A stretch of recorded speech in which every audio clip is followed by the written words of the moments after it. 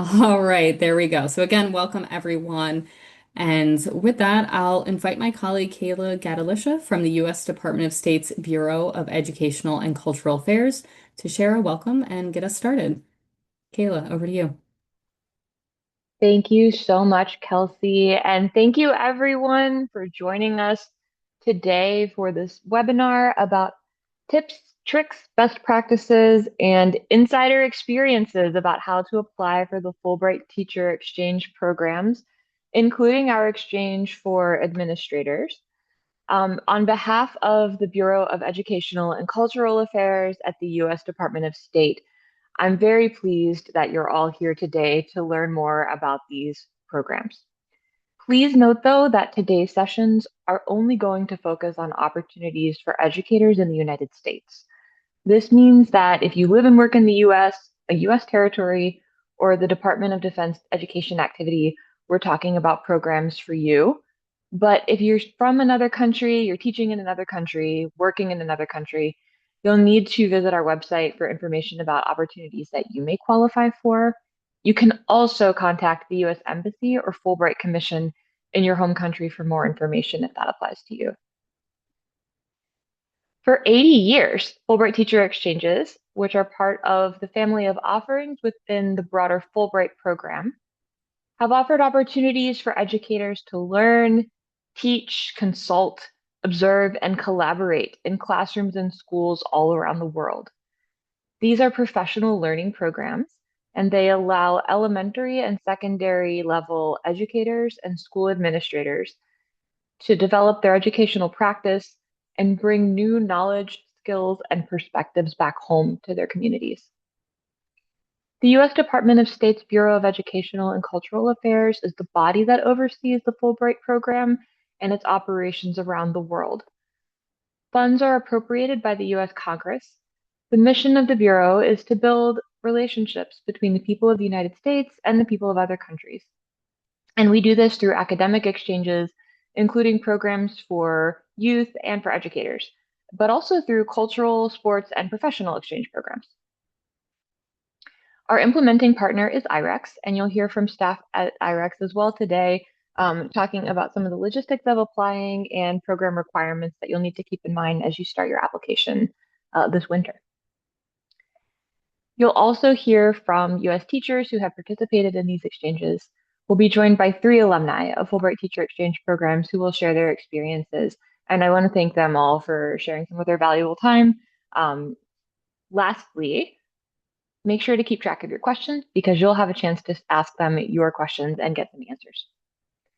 I'm going to hand things back to my colleague Kelsey, who will start introducing each of our guest presenters and talking about the specifics of the different Fulbright Teacher Exchange programs that you will have an opportunity to apply for between now and late February. Thanks again so much for your interest in these important programs, which help showcase American leadership and innovation around the world. We really appreciate your time. Thanks. Back to you, Kelsey. Thanks, Kayla. So we will start this session with an introduction to the U.S. Fulbright Teacher Exchanges, including eligibility requirements, the application process, and program opportunities. And after that, we'll hear from some Fulbright teacher alumni about their experiences, as Kayla mentioned. We do look forward to answering your questions, so please utilize the Q&A function to submit those throughout the session. Our team will reply to some of those questions directly via text. But they'll also flag questions directly for our panelists or those that might benefit the full group. We'll flag those to answer out loud. We do anticipate a high volume of questions, so I thank you for your patience if we aren't able to get to your question during this webinar today. And you're always welcome to email us afterwards with any individual inquiries. Before we get started, we really want to see who's in the room today. So I'm going to launch a quick poll just asking, what is your role? Are you a teacher or are you an administrator? I know there's a lot of gray area in between those two. Some of you might identify a little bit as both, but please go ahead and just respond with whatever describes your role best. I see a lot of folks responding already. Looks like about 80% of you are teachers, and the rest are responding as admins. I'll leave this open for a few more moments here.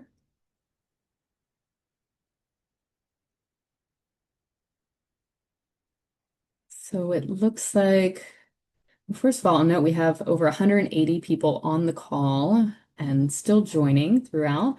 About 150 have responded. Yeah, 82% of you are teachers, 18% are identifying as administrators. If that helps, that's still a great group of both. And we look forward to hopefully answering some of your questions about the programs that are right for you. I'm going to go ahead and end that poll. And we can move on to the next slide and get started here. So we're going to review the basics of Fulbright Teacher Exchanges first and foremost. Throughout this webinar, we're going to discuss two different Fulbright programs that you may apply to as a U.S. educator. We'll go over the differences, but first we want to start with the similarities. So first of all, what's included in the Fulbright program? Each Fulbright Teacher Exchange is a fully funded, merit-based fellowship for educators from K-12 school systems to participate in professional learning experiences abroad.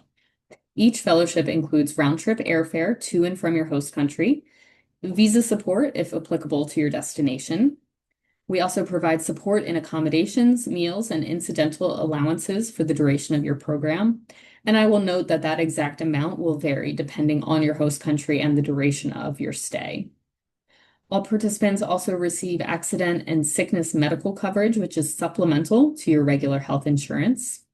And as part of the program, you'll be provided with professional development opportunities. Examples of these include online courses, support in conducting research, attending seminars or other opportunities at international universities, and so on. And lastly, as alumni of Fulbright Teacher Exchanges, you'll join a network of global educators and you'll be eligible to apply for alumni grants to enhance and sustain your engagement in this community.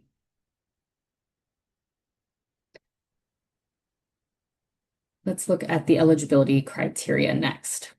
Individual programs do have some specific eligibility criteria, which we'll address later, but the basic requirements are as follows.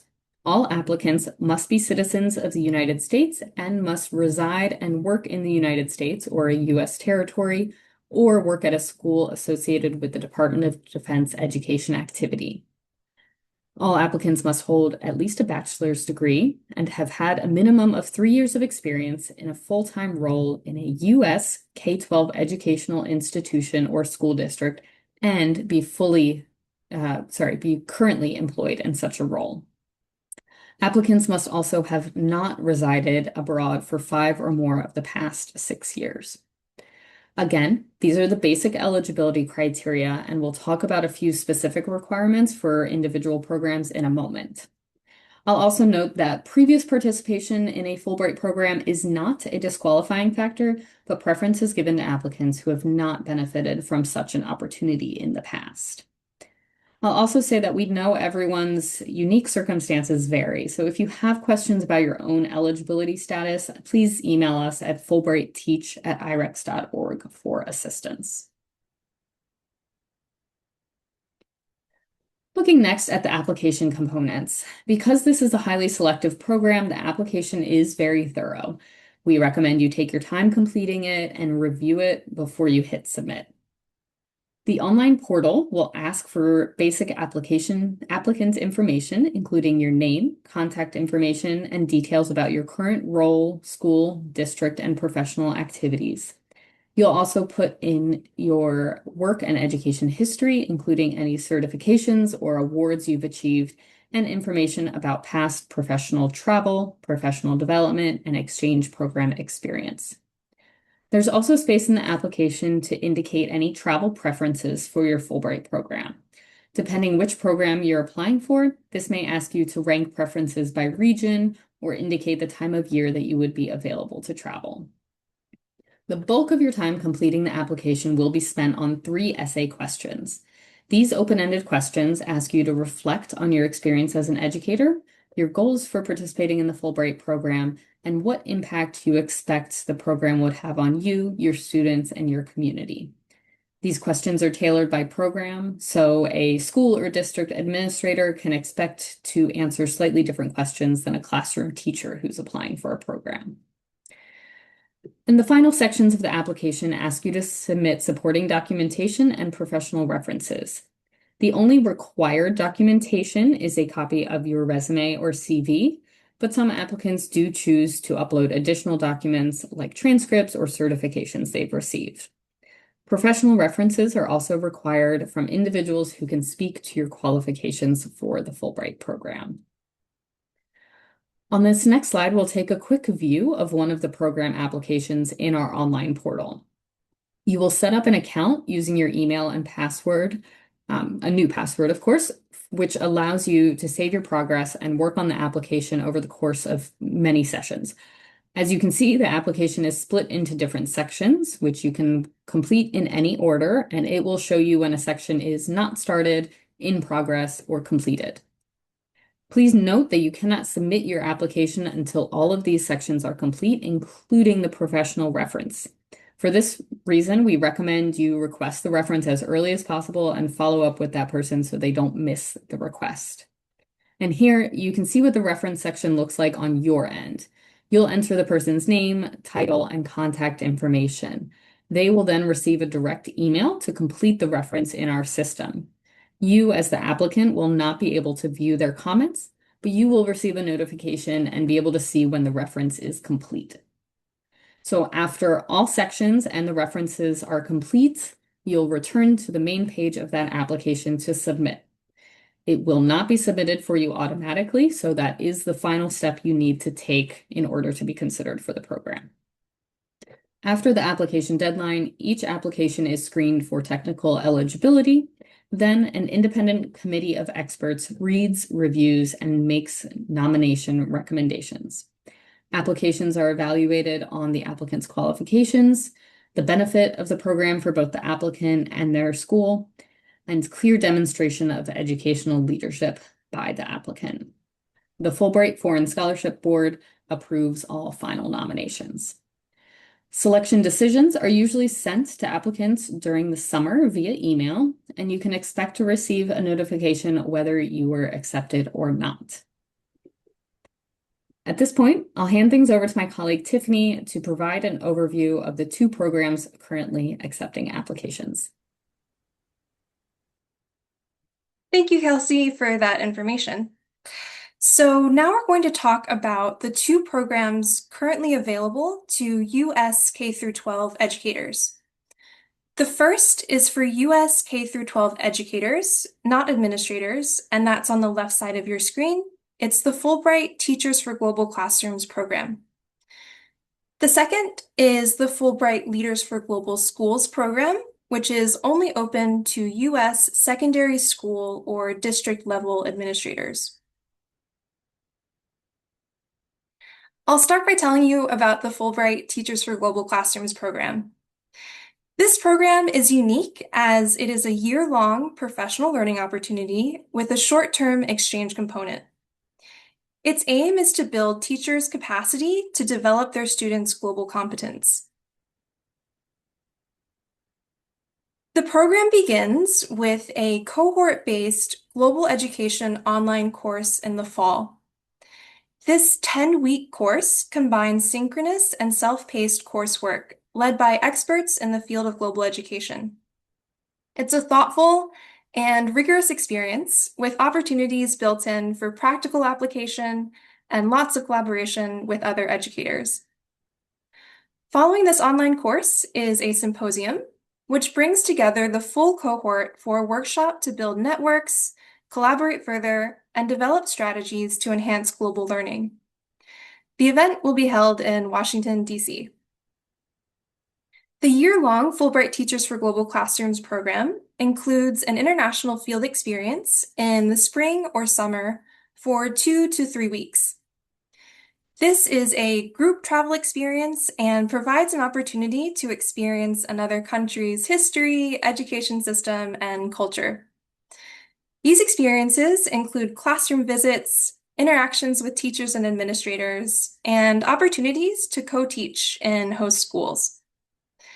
The cohort-based model of this program allows time for reflection with your colleagues before returning to the United States. Countries vary from year to year, but recent examples of common destinations have included Morocco, Senegal, Ghana, Peru, Uruguay, and India. And the last component of the Fulbright Teachers for Global Classrooms program is the Global Education Guide. This capstone project serves as a resource for your local school community to build global awareness and mutual understanding. It's a tool for you to share your experience with colleagues, facilitate professional learning workshops, and engage students and community members with your Fulbright experience. In order to apply for the Fulbright Teachers for Global Classrooms program, you'll complete a series of essay questions related to your experience with global education and how your school community would benefit from your participation in this program. I'll note that eligible educators include, for example, classroom teachers, guidance counselors, curriculum coordinators, special education coordinators, media specialists, librarians, gifted and talented coordinators, and others who spend a minimum of 50% of their contracted hours in a student-facing role. In order to apply for this program, you will need 2 professional references, and one of which must be from a supervisor with authority to approve leave, if applicable. The second reference may be from any individual who is familiar with your work, such as a colleague or a former supervisor. Moving on to the second program we'll talk about today, and that is the Fulbright Leaders for Global Schools program. It's the newest program in the suite, and it differs from the rest in that it is specifically for district-level administrators and secondary school administrators, with titles like principal, assistant principal, superintendent, or assistant superintendent. These participants travel abroad as a group for approximately 10 days to learn about best educational practices in another country, with the goal of improving outcomes for all students. Previous countries that the program have traveled to include Finland, Germany, Singapore, and the United Kingdom. When on program in their host country, participants in the Fulbright Leaders for Global Schools program engage in briefings, panel discussions, and events to better understand the education system of the host country and to explore educational and professional topics of relevance to them. Program activities include visits to schools and other educational institutions, roundtable discussions and networking events with educational leaders in the host country, and cultural excursions. Applicants to this program need to have attained a master's degree with at least 5 years of full-time administrative experience at the middle or high school level. So eligible titles can vary, but applicants must be able to demonstrate that 90% or more of your contracted time is spent on administrative functions, such as providing school, staff, and instructional leadership, and developing, implementing, and evaluating district and school systems, as well as policies. In 2026 and 2027, the Fulbright Leaders for Global Schools program will focus on AI and career readiness. So applicants should be prepared to speak to their experience and their interest in these areas of their application. I'll now hand it back over to Kelsey.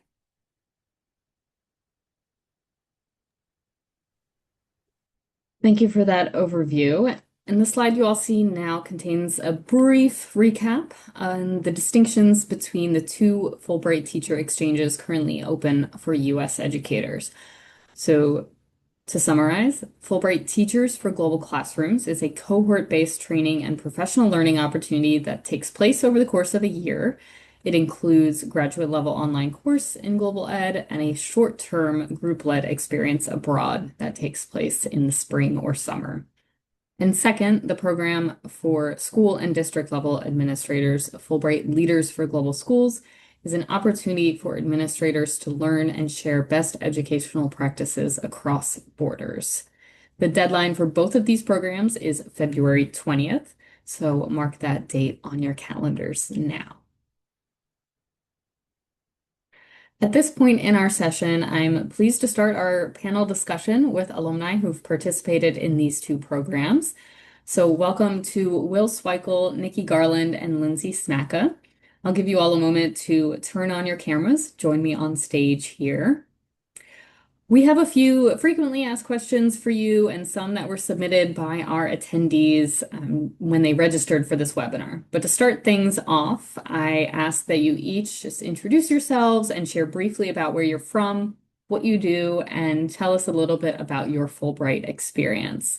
So we're going to go across the screen here. I'll start with Will Sweikel, who participated in the Fulbright Leaders for Global Schools program just this time last year to Finland. So, Will, please tell us a little bit more about yourself. All right. Well, great. Thank you, Kelsey, and thank you, Kayla and Emily, and everyone else who's part of this program, and Tiffany.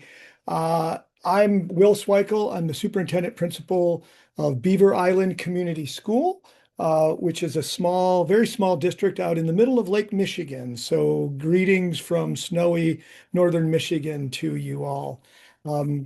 As Kelsey said, I participated in the Fulbright Leaders for Global Schools program last year. And as of right now, a year ago, I was getting ready to go to Finland. And I joined about a dozen other, or actually more than that, 15 other K-12 school district administrators.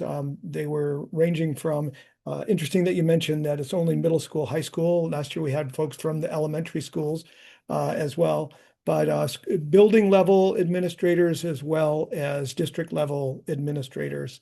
And we had an amazing experience learning about Finland's educational system, looking at the history of Finland, which is fascinating, and also learning a lot about their culture and participating in some amazing cultural events. I see we don't have any images of the sauna experiences there on that slide, which is probably safe, since you don't all want to see me freezing, at least freezing when he got out of the dip.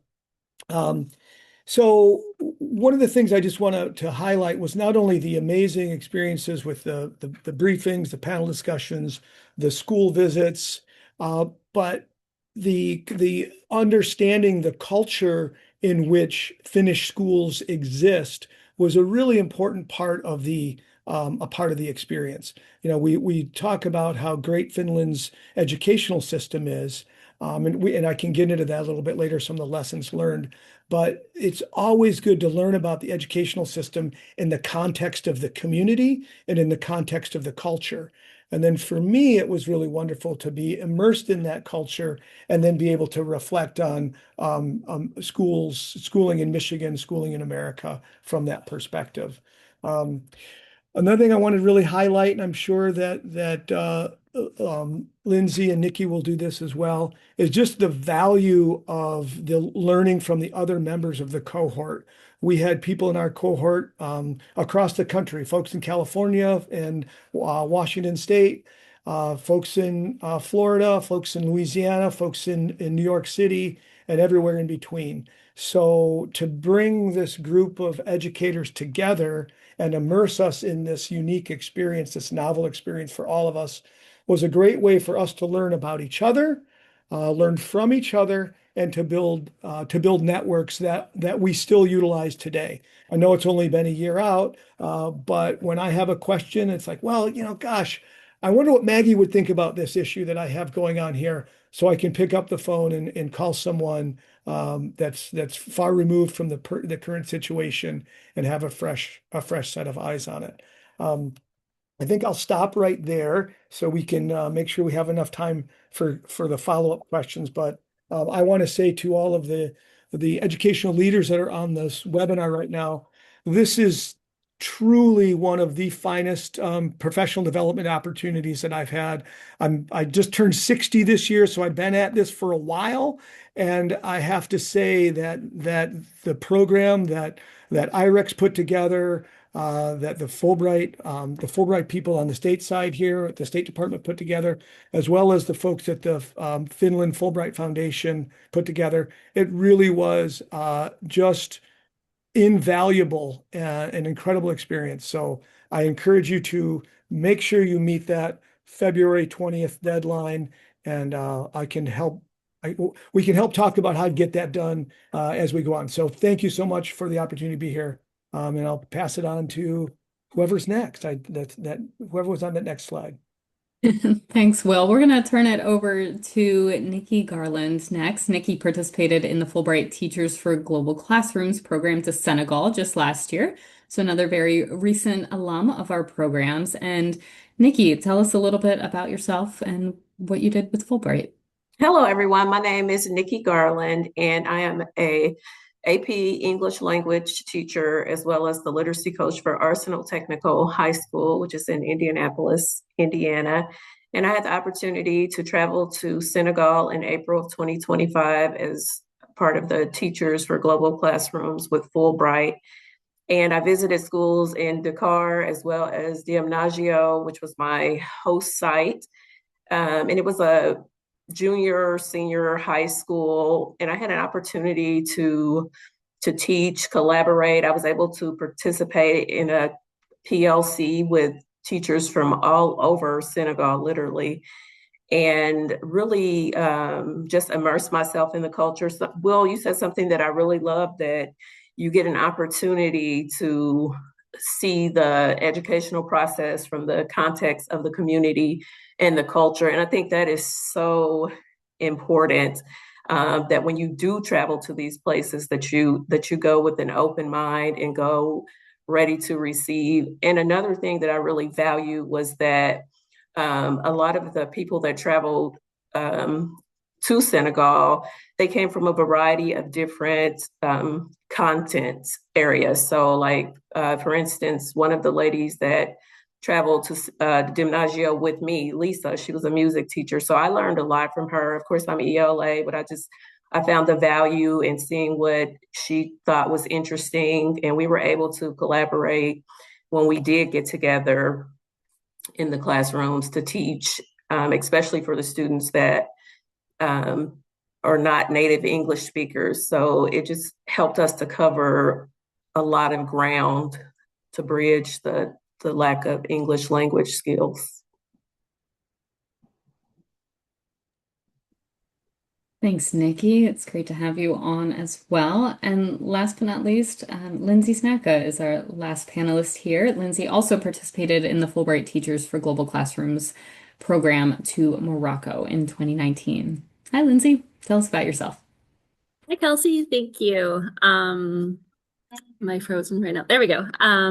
Thanks for having me. I'm realizing I'm the most far removed from my experience back in 2019. But I think that's also given me an opportunity to share what has happened since that, and what I learned from the experience. So I'm a chemistry teacher and I work at Edina High School. It's a first-tier suburb of Minneapolis, Minnesota. I live in St. Paul, Minnesota. And for the experience, I did the online course, and that online course really opened my eyes to a different way of teaching, especially since my undergraduate degree was in chemistry. I also have a degree in German, but my chemistry degree was very science and hard sciences focused. So it almost gave me permission to be able to change or rethink the way I teach chemistry, in a way that's just not hard sciences, but in a way that also exposes students to how science affects people's lives and how science at the end of the day is a human construct. So I really appreciate that training I had. We went to Morocco as a cohort of about 12 of us. We spent the first 5 days or so in the capital and learned all about the education system. And then we all went out in pairs to different schools. And I was lucky to be in a community called Teradant in southern Morocco. It was very beautiful. We had the most amazing host teacher. He's still a dear friend today. And in this week that we were in the school, you can see the pictures up there. I did science experiments with the kids. I had to get creative on how to find some of the materials that I'm used to. I'm used to a very fully stocked lab here at my school. But it was really fun to share that with the students and also hear from them how they do their way of teaching. bond with kids. We did a trash cleanup. I also got to have some fun, ride some camels and visit the desert and things like that. So um, I really lucked out with the school I went to. I was able to bring one of my students there back in 2022. So I was able to go back to the school I taught at, and we did a project with their biology department and created a sustainable garden for their biology department to use with the students there. And I hope to continue that relationship and bring more students there in the future.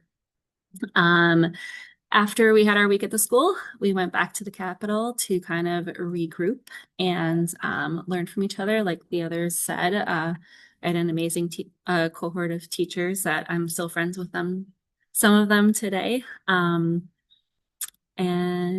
yeah, I think that's about it. Thank you. Thanks, Lindsay, and thank you all for those introductions. I've got my set of questions over here. Like I said, some of these came from our attendees when they registered for the webinar. And I think, Lindsay, you just did a great job at answering one. I know folks were eager to hear, like, what does a day in the life of a Fulbrighter look like? And you talked a lot about that and when you were in your host community. But I want to back up a little bit first and maybe just start with you, Lindsay, and we can go backwards through the order. But what motivated you to apply for Fulbright in the first place? How'd you hear about this program? Why did it appeal to you? Good question. I had been traveling with students abroad since 2017, or only a couple of years at that point when I applied, but I really love traveling with students and looking at how we can learn in a place versus in a traditional classroom. I also have a degree in German, as I mentioned before, so I have the background in international things, and I love that. And I didn't have a way to kind of satisfy that itch with my chemistry degree as it currently stood. Well, there was no watch. And so an administrator told me about the program, and I applied for it basically out of pure passion and as a way to bring the world into my classroom. Nikki, what about you? What led you to Fulbright and motivated you to apply? So at the school that I'm currently at, we have 28 different languages spoken on campus. And I just feel like as an educator that it's our responsibility to prepare students to have these 21st century skills. The world is not isolated as it once was. And I also find that there's just value in being able to immerse yourself in a culture, collaborate with people. One of the things that kind of stands out to me was when I was in Senegal, seeing how impactful the teachers were in the classroom with very little. And that just really inspired me. And I also wanted to deepen my own cultural competency as a teacher, because I feel like if we're not prepared to teach students to have a global mindset, it won't occur. Mm-hmm. Yeah. Will, would you add anything different from your position as an administrator? How did you come to Fulbright? Yeah, I think it's a great question, and this is something that really I want to echo what Nikki and Lindsay said. For me, there was another piece of this, partly due to the school that I work for. It's a tiny little school that's very isolated and very rural. And so part of what my motivation was to have this amazing experience and bring it back to my community. And Finland is known as one of the greatest school districts or school systems in the world. There are about the percentage of small districts that are similar to mine is huge. It's much of the country is very, very rural, and so wanting to go there, figure out what's the secret in the sauce in Finland, and then be able to bring that back. and related back to my students, my students thought it was cool as anything that their superintendent was going to fly off to Finland. Now, of course, what they really hoped for was that the person who was standing in my shoes would call a couple snow days because they know that I never do that. And since this experience in Finland is in January, then they thought it was a pretty high likelihood. Um, but no, to me, it was really, what can I learn to bring back? And not only about the school system, but also Finland is considered one of the happiest countries on earth. And so how can we learn from Finland and make sense of that in the school setting, and share that with the community? So for me, it was all of what Lindsay and Nikki said, but also wanting to do something for my people here. So I'm gonna stay with you for a second, Will, because you mentioned something. I'd love for you to look then. What did you learn from the Finnish system that you've been able to take back to your district? Oh goodness. How much time do we have? But I'll try to make it really short, right? Um, trust.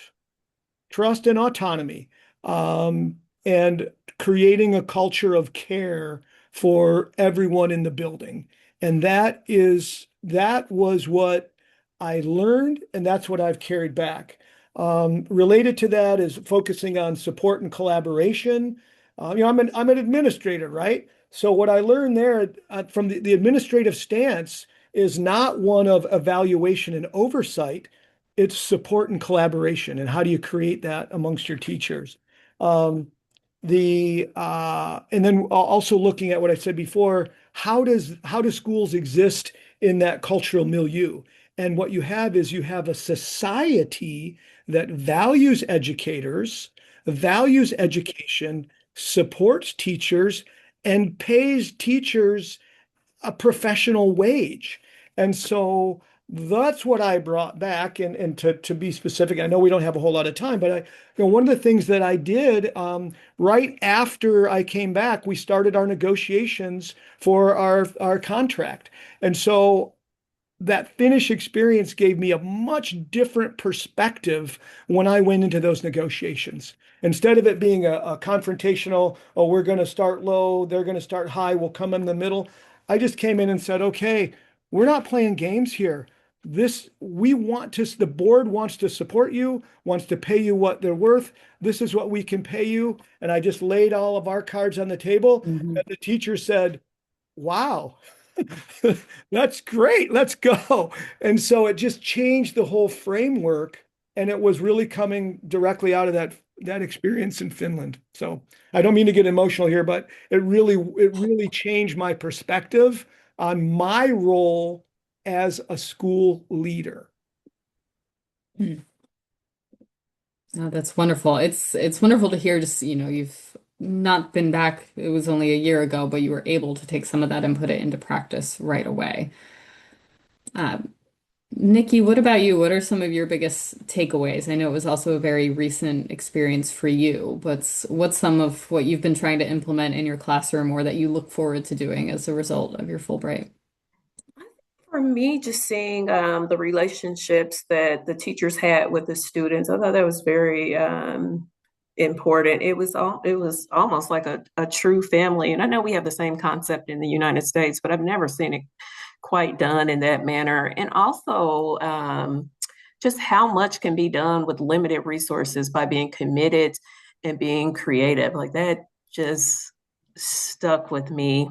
In fact, I'll be going back in October to collaborate with my host teacher, and I'm taking 6,000 books with me. So I just was just truly inspired, and it also kind of forced me because even in the United States, not every school is on the same financial level, but most schools have more than enough, and it just kind of forced me to be more creative.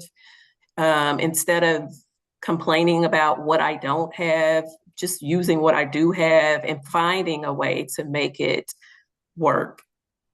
So that was one of the, I think, the deepest epiphanies that I had while I was there, because it's more than possible for students to learn in any setting. I mean, with with literally a piece of chalk on a chalkboard that doesn't even get to dry before students are responding to the content. Yeah. I didn't even know you were headed back. That's wonderful to hear. Oh, yes, yes. That's so exciting. So, Lindsay, I'm going to reframe the question a little bit for you because, as you mentioned in your intro, it's been a few years since your Fulbright experience. You talked about also going back to Morocco, bringing American students with you there. But I'd love to hear about some of what you've done for your students in Minnesota, some of the programs you've started at your high school, and how Fulbright was a jumping off point for what you've done locally. Yeah, and I was actually just telling one of my students about the webinar I'm on right now.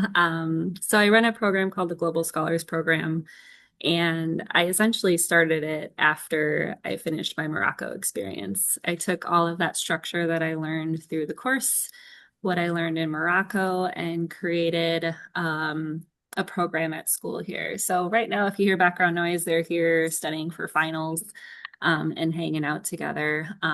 But in this program, students do a capstone course. They look at a global issue in another country. They learn a language. Most of them do travel abroad.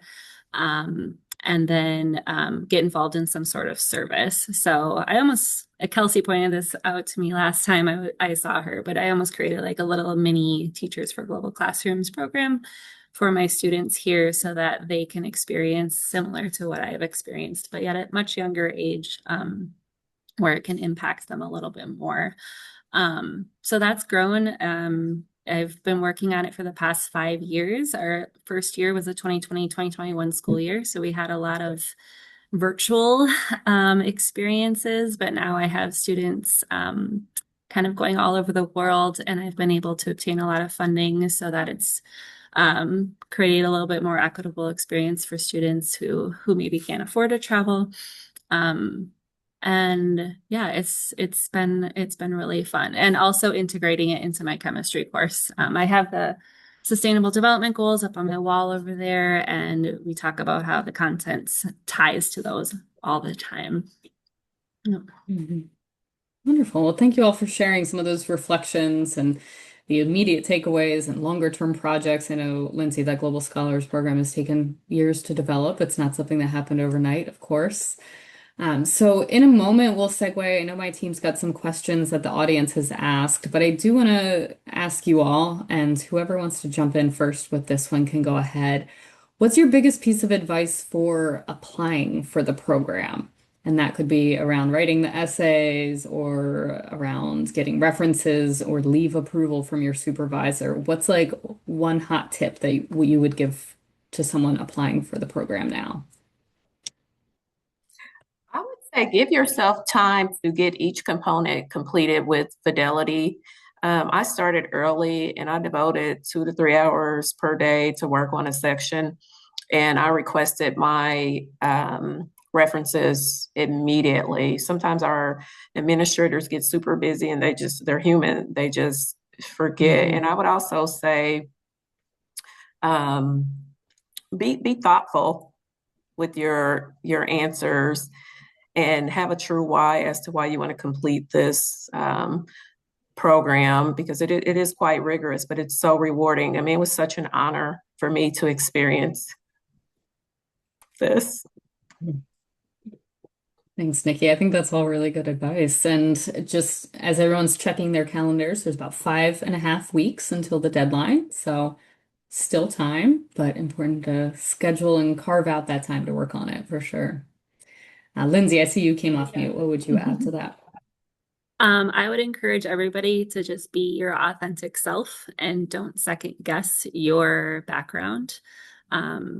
One thing I've learned is everyone comes in with different experiences and different perspectives, and that's what makes this program really great.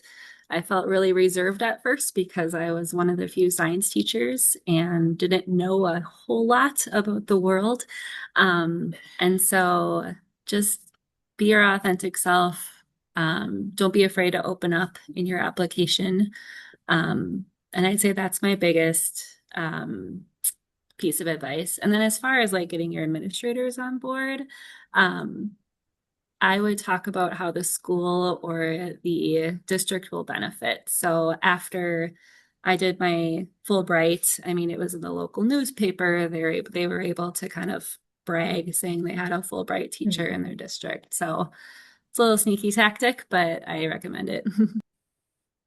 Absolutely. And I'm glad you mentioned that, you didn't have a lot of that like, formal global ed experience beforehand. I think one of the amazing things about both of these programs is that each year we see participants who they don't even have a passport. They've never left the country before, and this is going to be their first experience in another country. And then we have folks on the other end of the spectrum too, who maybe have done a study abroad or a Peace Corps program or something else where they do have some extensive experience living abroad. So we get the whole range of experience, and I would really encourage anyone to apply in that regard. Will, what else would you add for application advice? Well, I just as I was listening to the question, I wrote myself a note to share, and that is basically exactly what Lindsay and Nikki said. Be your authentic self. Don't try to sound like a Fulbright fellow. Your job is to really think about what you're going to get out of this experience, but also what you're going to be able to offer. And what you're going to be able to offer is not something that ChatGTP is going to write for you. So really, really, really be rooted in your place and be able to share what's special and unique about your place. And then you're offering that to the universe, and then you're going to have this amazing exchange, and you're going to be bringing stuff back. And so I think thinking about that exchange, what do you offer and what you're going to gain? And I do want to sort of second what Lindsay said and what Nikki said about convincing either your school board, if you're a school leader, or the central office, if you're a district leader, the central office if you're a school leader. This is really the most cost-effective, amazing professional development that is out there. The foundation, the Fulbright program is paying for everything except for your time. There is no other opportunity like this on the planet. In addition to the great professional development and their investment in you as a leader, you as a teacher, they're going to get lots of great cred as a result of you participating. And just I think there was one of the questions in the Q&A in terms of how I shared this with my community when I got back. Lots of different speaking engagements, articles in the newspaper, sharing stories with my students, having them take it back. I presented at the American Educational Research Association in Denver last year. So there's so many ways for you to pay forward this experience, and your school board really, really, if they, I'd hate to be crude about this, but my thought is if your school board isn't going to support your full involvement in this program, then you need to be looking for a different job and work for a different school. I'm not kidding you. I'm just saying. So that and I You say that, Will. I think you might get an influx of applications in your district. So, there you go. All right. well, I think that's all great advice. And I want to caveat that I didn't plant any of those answers, but those were all fabulous pieces of advice from you three. At this point, I want to invite Tiffany to come back on because I know Tiffany's been looking at the Q&A that folks are submitting. What questions do our attendees want to have asked, Tiffany? Absolutely. It's been really active in there. I have a specific question from Brooke to Nikki or Lindsay about the Teachers for Global Classrooms program. So can either of you speak about balancing the fall coursework with being a full-time teacher? The class is really awesome. You learn a lot, but Brooke is a little bit nervous about the time commitment. Well, I will be honest, it is quite a time commitment. It is truly rigorous, but I feel like as educators, we have a natural ability to balance. I think you just have to allocate X amount of time per week to get it done. It is manageable. At the end, you will be exhausted, but again, you can find pockets in your day in which you can get things completed. I just read an article last night about how we spend like the little 10 minutes that we spend scrolling on social media, it kind of adds up. And I just kind of like cut out certain things while I was completing the course. And that was one of the things that I did give up was the social media. It's not a super long class, but it is intensive. I will say that. So I would not let that prohibit you from applying. Look at it as a challenge. It doesn't last forever.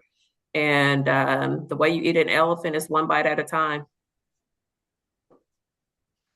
And Liz, I'll anything also exactly? add, yeah, I mean, this is a back in my day comment since it's been a few years, but I just remember when doing the assignments and we would reflect on our own curriculum and content, that I was able to almost plan my lessons for the class or for my own chemistry class while I was doing the Fulbright course. So there was a little bit of overlap, which was actually kind of nice.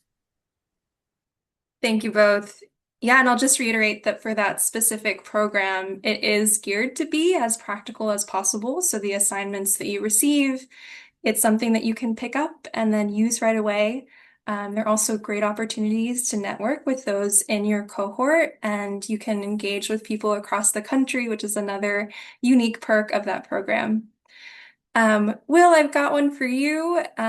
What do you think made you stand out during the application process? You applied for the Leaders for Global Schools program. It is a very competitive school. It is a very competitive program with a lot of school leaders. So what do you think made your application stand out? Well, that is a wonderful question. I'd have to turn that back to the Fulbright Fulbright staff, the IREX staff, and the State Department. I don't know really. And when you think about the other folks in my cohort, we were all very, very different. So, clearly there was some aspect of trying to pull together different people to participate in the cohort, I would imagine. Um, I don't know why I stood out. I all I can say to folks that are interested in applying, really think about what you can offer, what you're going to get out of it. Go back to what Nikki said. What is your why? This isn't just a road trip. And if you're applying to the Fulbright Foundation or the Fulbright experience, the Fulbright Foundation staff in Finland, the in-country folks have you working from 6 in the morning till 8 o'clock at night. It is not it's not a little jaunt to Finland. It's work. So you really want to have to be there. But it's really amazing work, and what you'll learn and the experiences you'll have will be incredible. So I would say I have no idea what made me stand out, but I know everyone that's on this. All the 178 participants in this webinar have something that will make them stand out.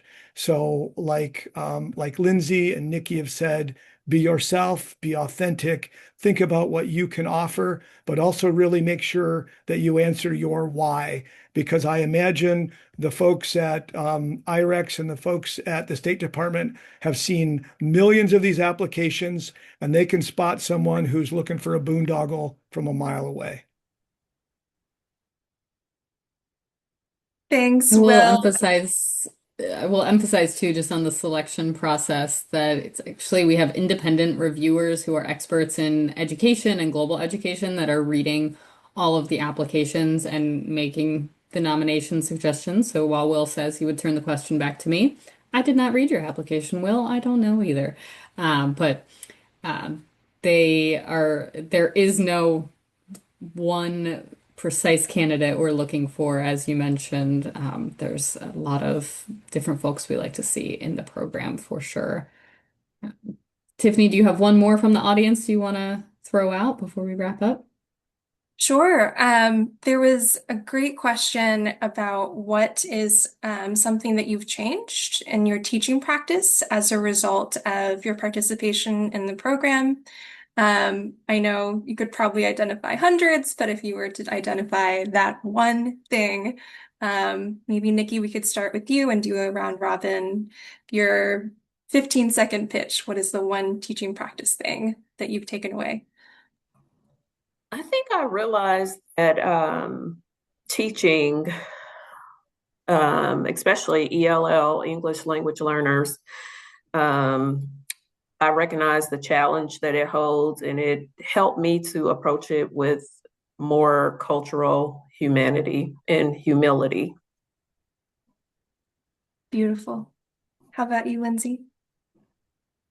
I would say simplicity. So, Will went to learn from Finland schools, and that's kind of the point of ours as well. But a lot of us go to global south or developing countries where, like Nikki said, they don't have as many resources, but we are able to take stuff, learn from them as well, because I learned the art of simplicity.